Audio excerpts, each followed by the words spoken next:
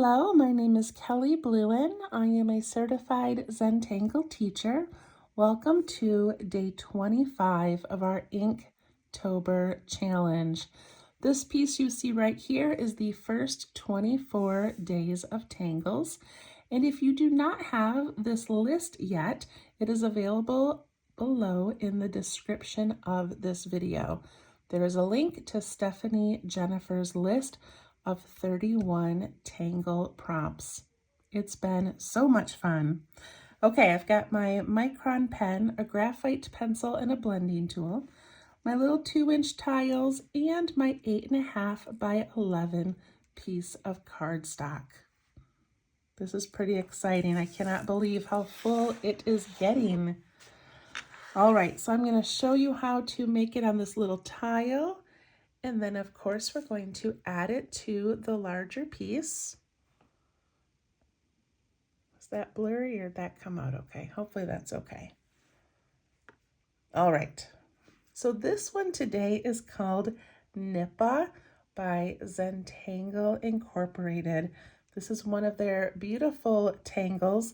And whenever we go back and do a Zentangle one, it feels the most relaxing to me, because most of their tangles are the original ones, you know, before all the other artists started making really cool and amazing ones, but they're just always relaxing. So I think we did Xander and Bunzo. Oh, and then Po Yang, which was not as relaxing. We've done a couple Zentangle ones this month so far. Okay, so flip that over. And I'm going to take my pencil and put a border on today. So I'm going to add a little dot in each of the 4 corners that I know it's going to be hard to see on camera. And then I'm going to add in my line, and I'm going to let it be a little bit wavy today, just for fun.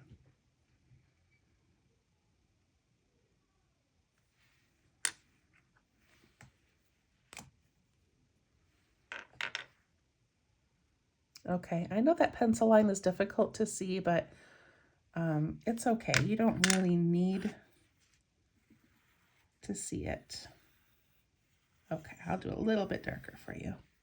Hopefully that works. Okay, anyways, I grab my pen. So Nipa is a very basic tangle. I think of it as kind of a background tangle or a filler tangle. You'll see what I mean. Okay, I'm going to take this whole space here and I'm going to place very randomly some different size circles, or if you prefer to call them orbs, you can call them orbs, and that makes us feel like they don't have to be perfectly circular. Oh, I'm so sorry. There we go.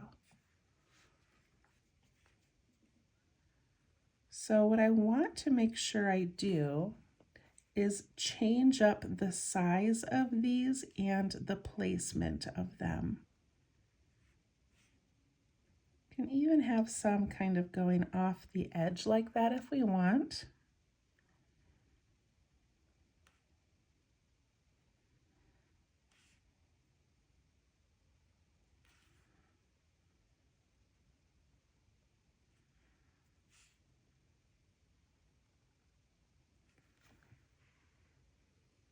All right, we've got these little floating bubbles.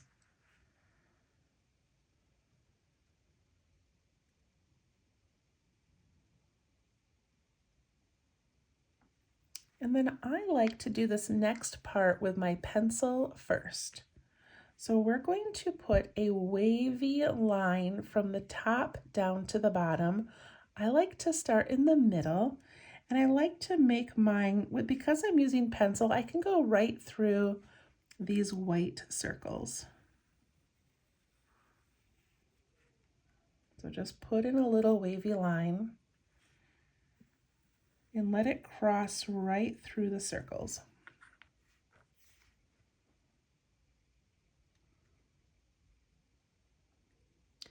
I only do the first line in pencil, and then I switch to my pen. And I'm going to trace that line, and every time I get to a circle, I'm going to lift my pen, come out the other side. Lift my pen, come out the other side. Also, as I'm tracing it, I'm going to let my pen lift a little bit once in a while to give some little breaks in the line. So I'm going to go down, I'm going to lift a little bit, go down, lift, go down. So I'm just lifting my pen when I get to the circles.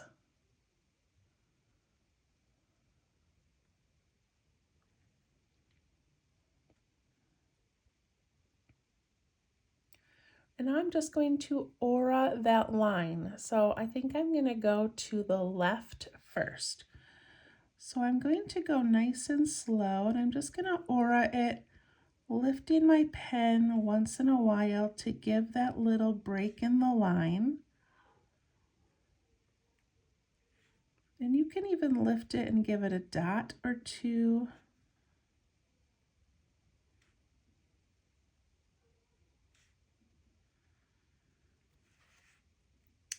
And so I find it difficult to make curvy lines that tuck in behind things if I don't start with that pencil line first. It's hard for me to know where a curve is going to come out. But once I get that line in there and I'm just auraing, it's much easier for me to do.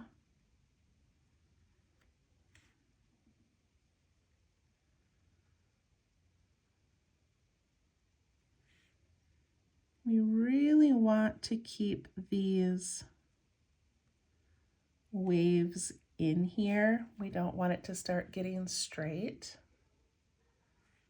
So make sure you're following that aura.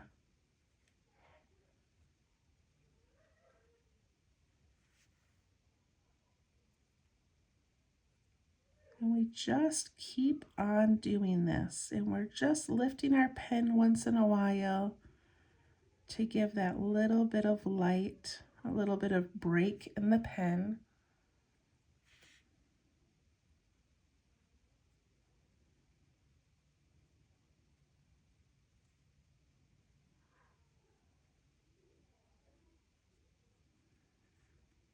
And when I get to my border over here, I'm just going to let it tuck in like that.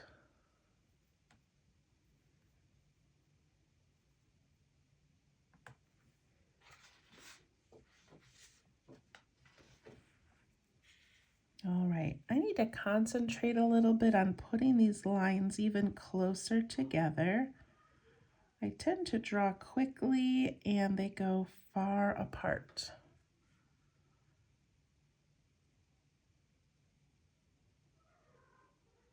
I don't know if you hear all the giggling. I have 4 girls over, my daughter who is 19, my 2 nieces who are 18 and 21, and then their good friend. And they are all over because we just spent a few hours putting together December kits for all of you. So if you follow me on Facebook at Let's Tangle, then you know that I'm working on a December kit. And it has taken so many hours. And tonight I had the 4 girls plus my dear friend April come over. And we worked so hard. We're not done, but we worked pretty hard. So now I'm trying to record a video and they are downstairs giggling. Playing Mario, I think. All right, you can see I took my time more on this right hand side and made them a little bit closer together, but it still works either way. Isn't that so cool? And so relaxing.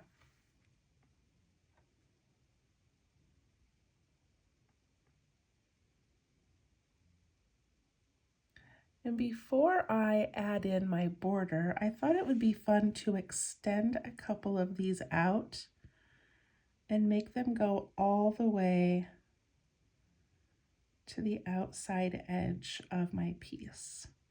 You do not have to do that, but I just thought that would be kind of fun. I'm even going to let this circle come out. Isn't that kind of cool? I think I'm going to do the same thing up here. I'm going to let this circle go all the way out, and I'm going to extend a couple of these.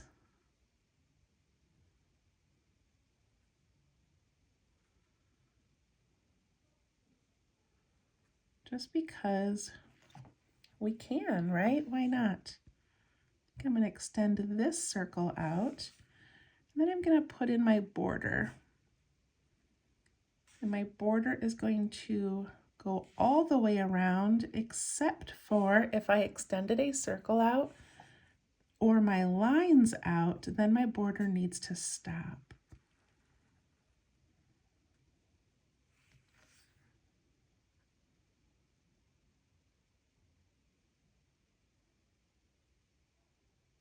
And I'm going to give mine a double border. So I'm going to go back in and aura the border,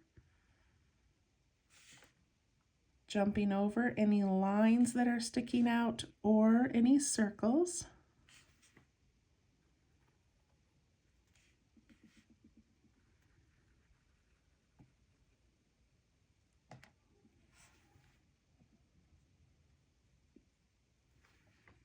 And give it some initials and then do some shading.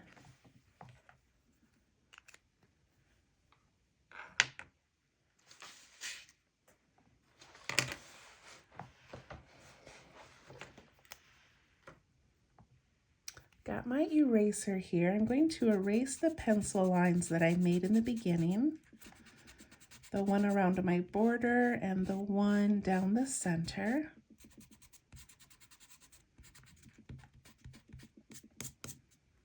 That looks pretty cool. You can see where it would be a great filler or a great background. It would be fun to add some patterns in these circles or change up the circles and do squares or little hearts or diamonds. I just love the simplicity of this one. Okay, do some shading. I'm going to take my graphite pencil. I'm going to put a little letter C on the left-hand side of each of these circles.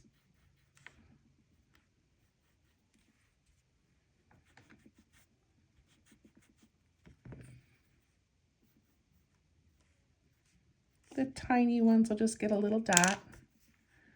Then I can soften that and kind of widen it a little bit on each circle. Would also be fun to do these as water droplets. That would be so pretty. Okay, that part is done. Then I'm going to go along the inside edge of the frame to give that illusion that these lines are disappearing into that frame.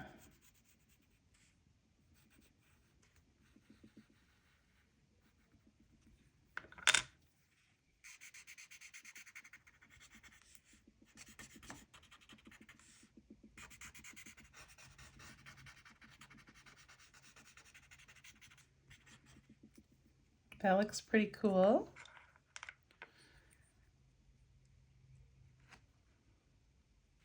And the last thing I'm going to do is I'm going to go around the edge of each circle. And I'm just going to give it one little trace.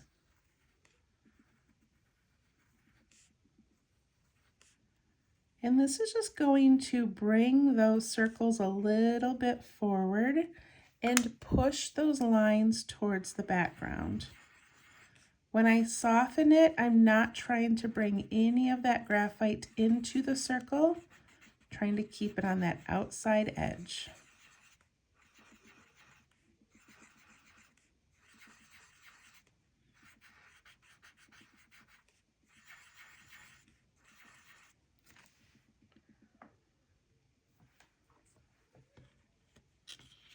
There we go, Nipa.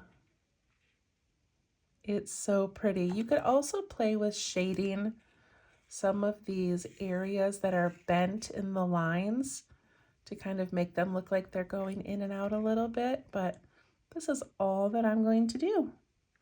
All right, let's add it to our bigger piece. I cannot believe we are almost done with this piece. It's crazy. Okay, so I don't have a lot of options, do I, of where to put this? So I could easily put it up here in the corner. That might be a good spot for it. I could tuck it in right here. So the thing with Nipa, if I put it in this corner, then I just have these lines sort of ending. So I think what I would do is draw it and then just put in like a pencil line of where I want them to stop. And then whatever tangle I add next, I would make Nipa, then I would extend it down to connect to the new pattern. Does that make sense? Or you could do it in a little box like this or in a shape. I could put it here and just let it all kind of come down along the insects. I think I want it up in the corner. I've got a nice drama tangle here with the dark and this little bit of texture next to it. I think might look beautiful. Okay, we've made our decision. Zoom in a bit. And let's add some Nipa. Okay, so I'm gonna take my pencil. How many more? This is 25, so I have 6 more after this. 1, 2, 3. Okay, I think I can fit them all just fine. I'm going to have Nipa go about here. Maybe a little bit longer.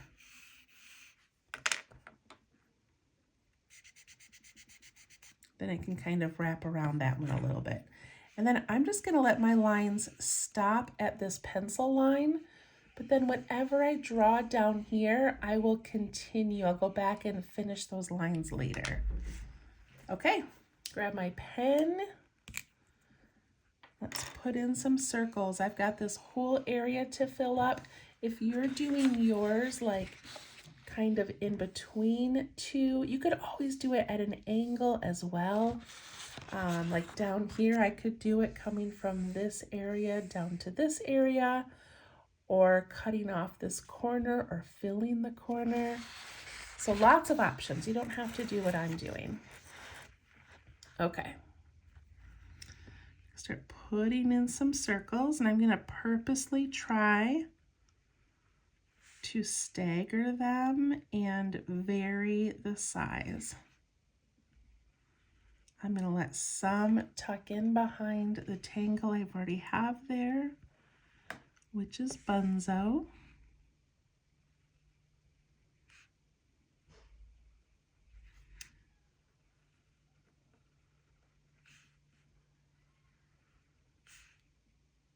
I love this pattern.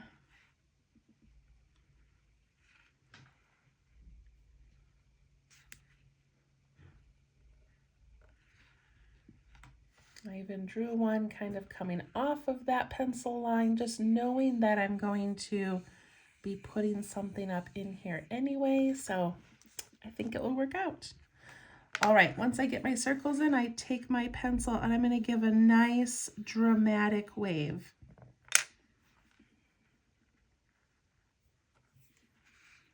Then I trace that wave.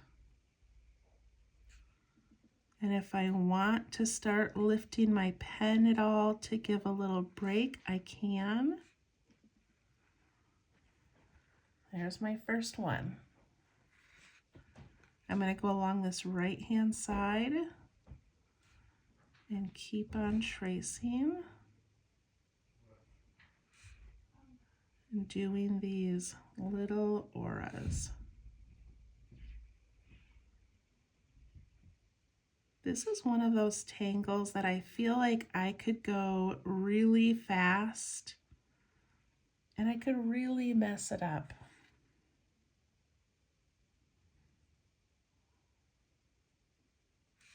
So I just want to focus on these aura lines, keeping them close together. Lifting my pen once in a while if I'm comfortable doing it.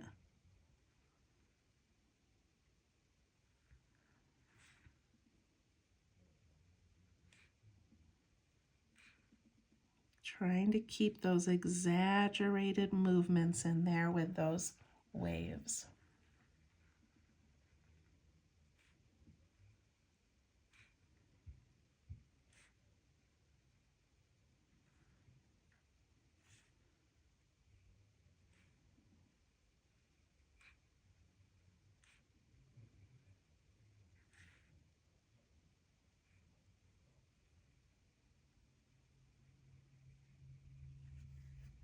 Look at how that's filling up that area.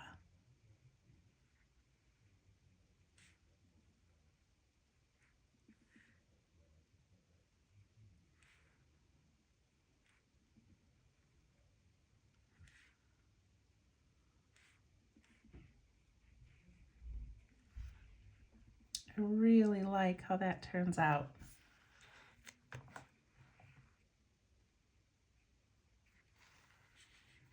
All right, try not to get my hand in the way as I draw this.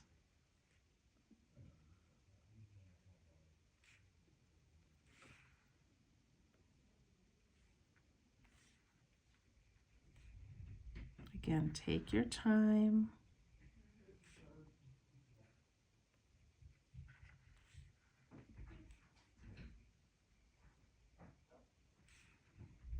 Add some little dashes or some little dots.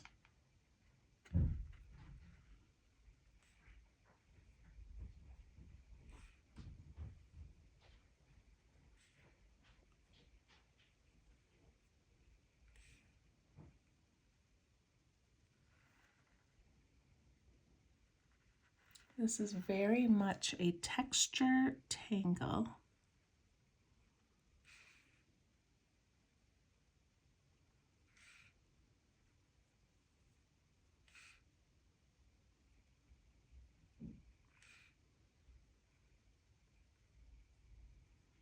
Now up here I'm in this really narrow area and I'm just auraing those little like C shapes. And then I'll finish down here.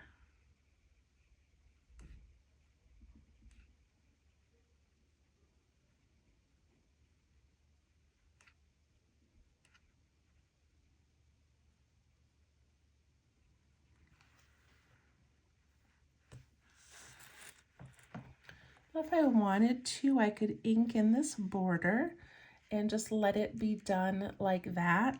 But I really think it will be fun to see what we can add here. And then, of course, it won't be like perfect bringing these lines down, but I think it'll look pretty cool. So I'm kind of excited about that. All right, I'm gonna put my pen top on.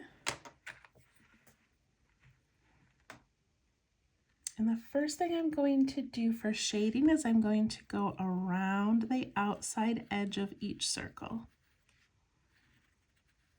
So just giving it a trace around that outside area, even the littlest ones.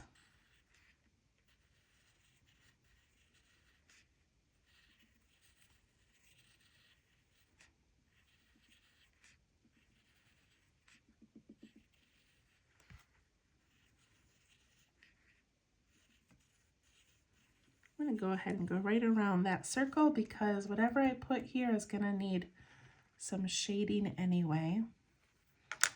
All right, I'm going to do all those circles.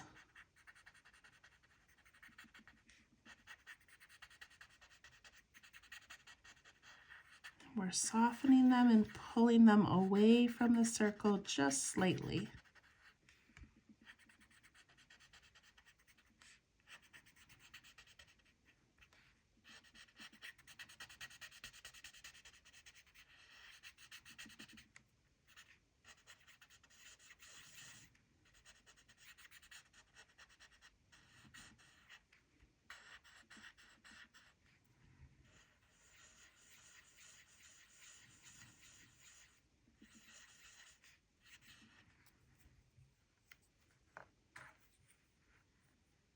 And then I have mine up against Bunzo, so I need to add a shadow all around the outside edge of Bunzo wherever it goes over Nipa. And because mine's in a corner, I'm also going to add this shadow along the inside edge of that border.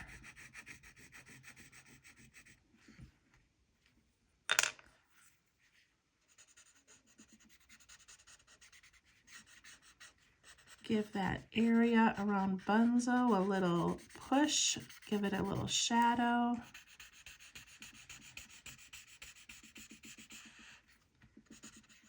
And that inside edge.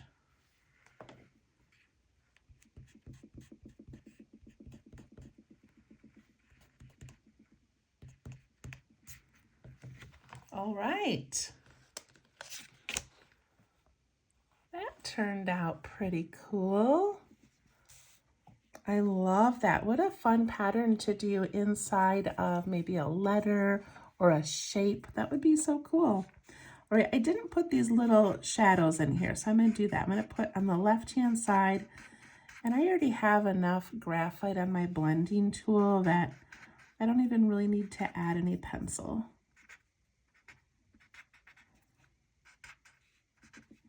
There we go. All right, I'm excited to see what we put down here and how that connects. But I hope you enjoyed that one. We'll see you tomorrow for day 26. Thank you. Bye-bye.